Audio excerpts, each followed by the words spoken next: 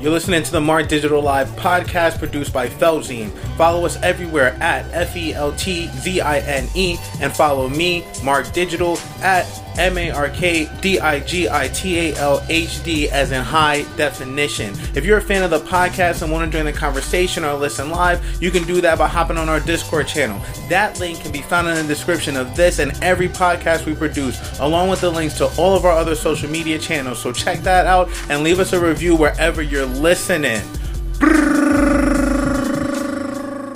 An interesting article that I recently came across was on Vice.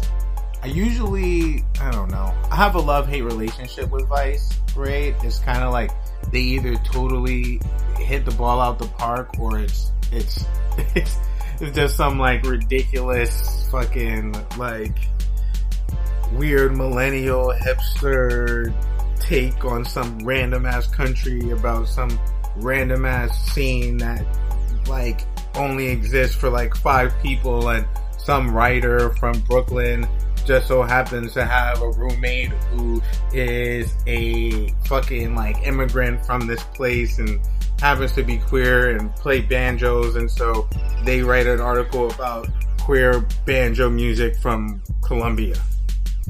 But once in a while, they also create really great, world-changing news and perspectives. They gave us a really great look into, like the whole like kind of like young Nazi movement and did some interesting stuff and kind of profiling the alt-right, especially people like Chris Cantwell and shit like that. So, you win some, you lose some with Vice. I happened to stumble across an article that is actually on the win side of what Vice does, so I was pretty excited about that. I read through it and I found it to be really interesting.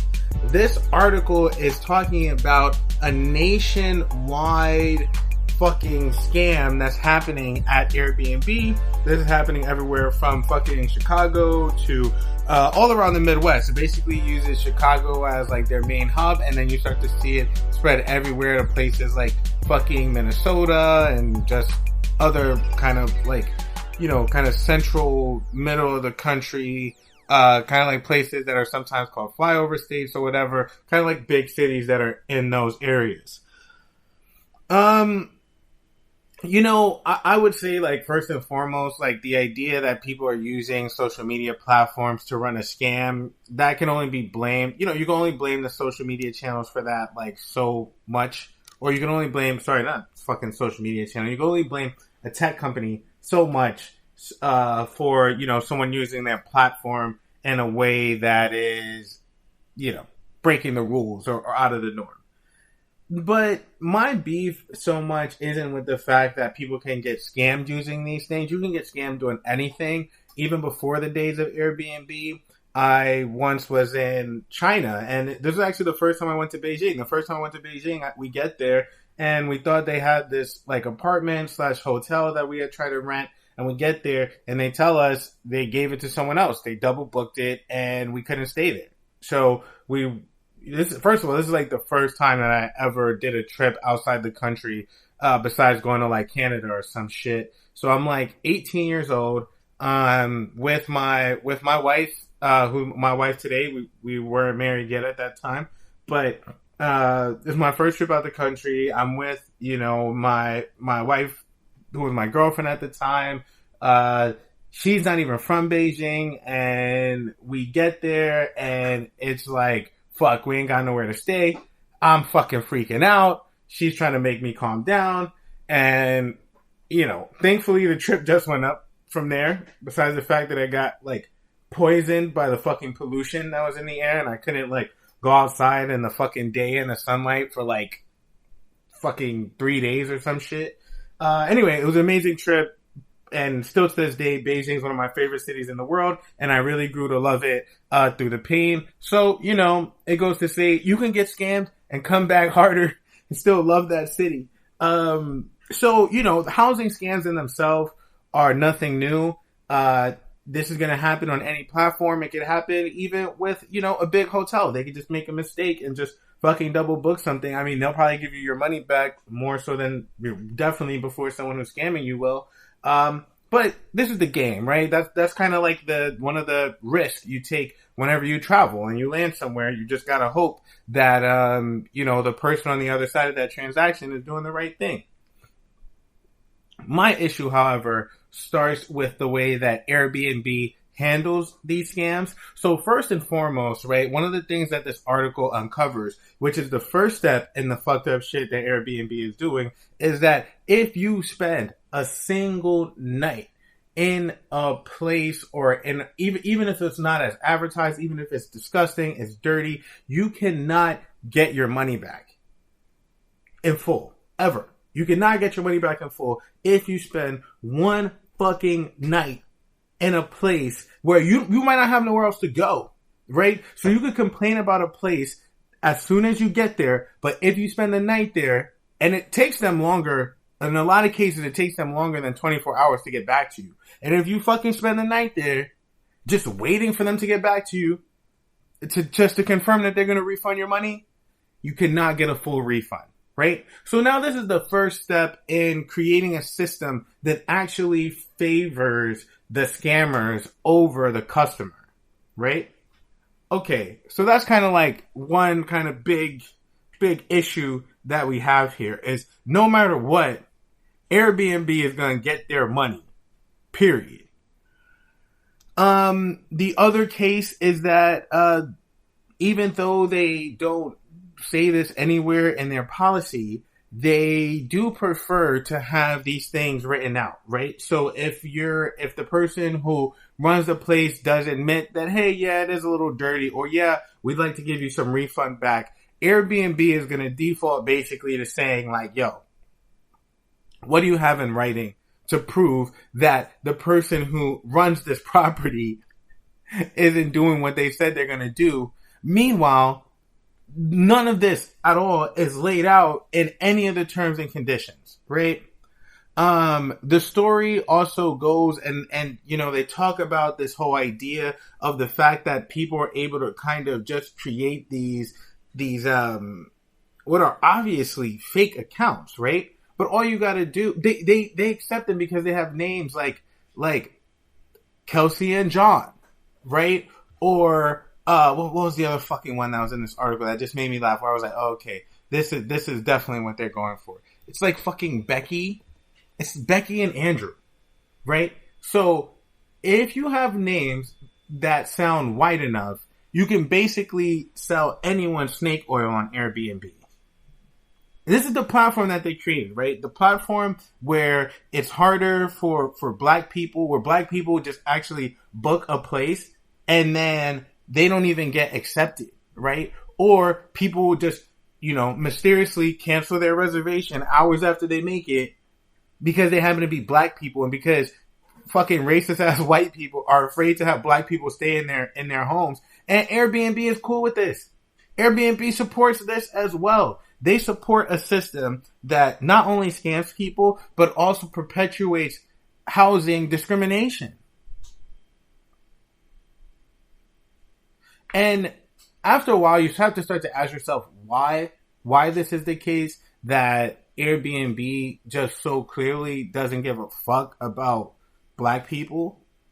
And, I do think that it comes down to the fact that they believe that most people who own homes that are worth living in and worth Airbnb-ing are white people.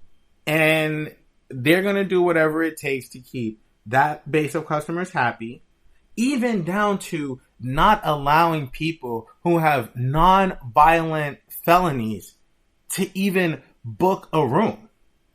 Did y'all niggas know that? Did you know that if you have any felony, even if it's a non-violent felony, you cannot book a place on Airbnb? So now you have people who have felonies who can barely get a job, right? And they actually need something like Airbnb when they travel. And these are the people that are close to it.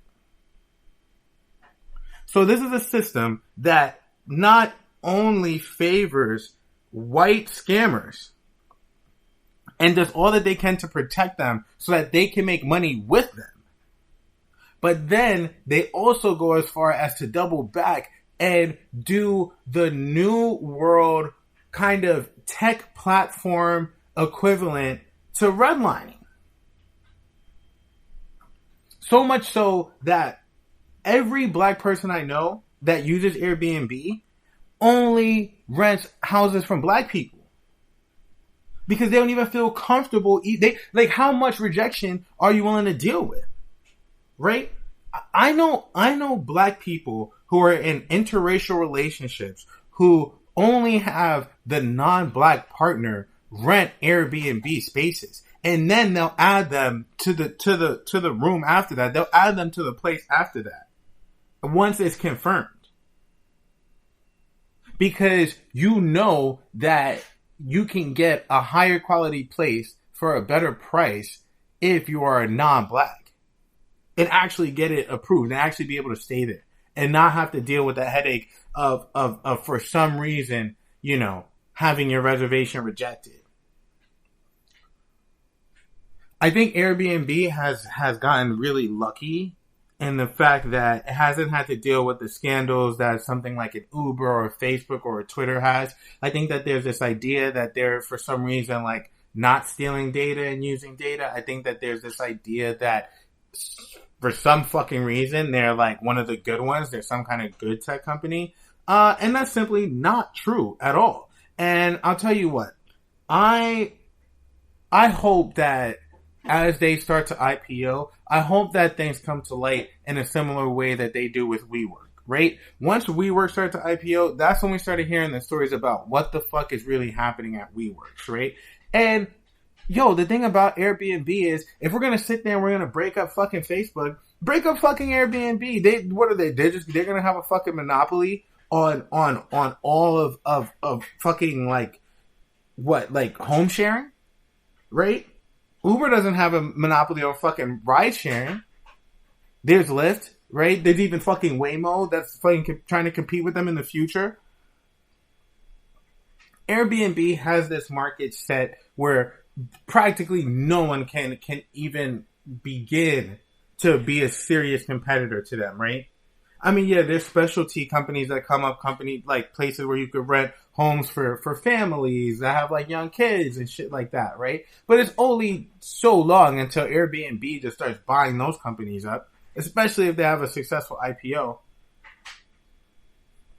So I just think I'm keeping my eyes. I'm definitely watching closely to these Airbnb scams. I'm watching really closely to see how as they start to go towards potentially becoming a public company, how they're going to deal with their mistreatment of anyone with a felony, how they're going to deal with their mistreatment of anyone who is black.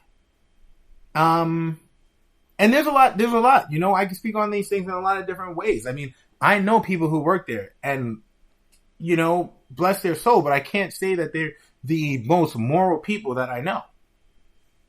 Right? Like, I can actually say that the people that I know that work there maybe have some of the most questionable morals of any other tech company that I know.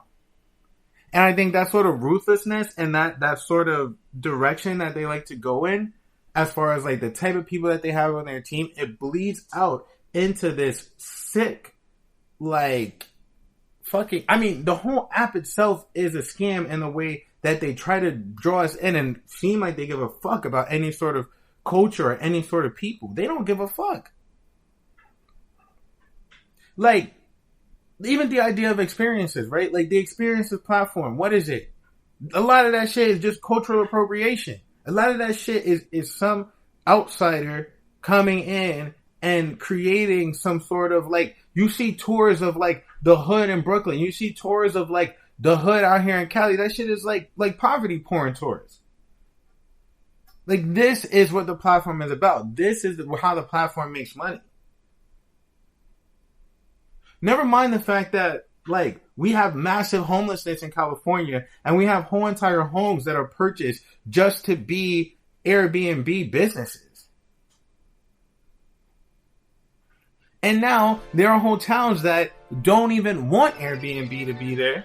They don't want anybody to even have the ability to do it. And Airbnb comes in and fucking like just goes to war with them. And they have the money to do it. Why is it not seen as the same sort of evil political bullshit as when, you know what I'm saying, Mark Zuckerberg is caught talking about some politician that he doesn't like because they want to break up his company, but no one wants to put light on the fact that Airbnb comes in, throws lobbyists and lawyers down a small town's fucking neck so that they don't have the ability to decide what the fuck happens in their own jurisdictions. So yeah, we're gonna pay very close attention to the happenings at Airbnb as they start to become a public company, because I think that there's a lot of questions they need to answer, and I think that they need to have their feet held to the fire, especially as we start to think about the aspect of, do they actually help us at all as a society? And if they do, what do they help us do? Right? What do they help us do? Do we need them as a platform? What do they provide for us? It can't be safety. There's so much unsafe shit that happens between the renter and the fucking like owner. Come on. Like, as people, as humans, we can either trust each other or we can't. And the last fucking thing we need is some tech company coming in between us and trying to tell us how to trust each other. That shit doesn't make sense. Especially not these fucking people.